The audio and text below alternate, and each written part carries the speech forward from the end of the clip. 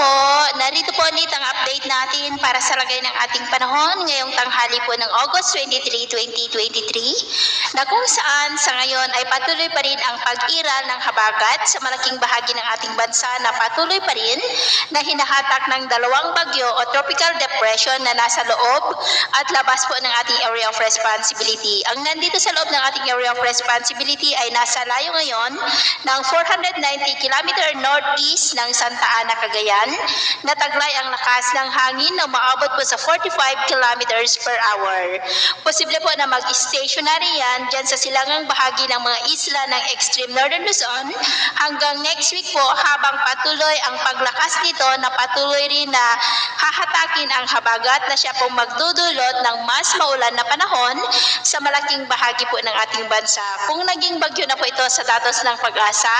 ay tatawagin na po yan sa local name na Bagyong Goring. Samantala sa labas ng ating area of responsibility ay may bagyo rin na nasa layo ngayon ng 3,080 km east ng Cagayan. Mababa naman ang tsansa nito na direktang makaapekto sa ating bansa maliban lamang sa bansa. Tutulong din po yan sa paghatak at pagpalakas ng habagat. Malakas na bugso ng habagat ang ating paghandaan bago po matapos ang buwan na ito. At sa ating pong long range forecast, maliban sa pamumuo ng mga sama ng panahon o ng mga bagyo ay wala pa rin naman pong nakikita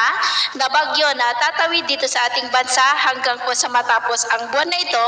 Ngunit atin lamang pong babantayan ang development ng mga nandito dahil posible pa rin na magbago ang ipinapakita po ng mga forecast. At sa lagay ng ating panahon ngayong hapon dahil po sa trough ng bagyo at habagat ay maulap ang kalangitan na may mga pulupulong pagulan sa ilang bahagi po ng Bicol Region, Mimaropa, Samar Provinces, Leyte,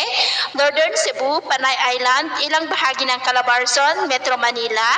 at maulap rin na kalangitan na may mga pag-aambon sa ilang bahagi po ng Central Luzon, La Union, maging po silang bahagi ng Benguet, Mountain Province, Ifugao, Isabela, Quezon, North Quirino, Nueva Vizcaya at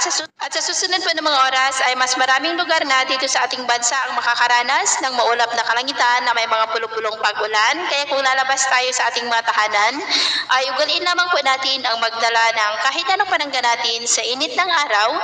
at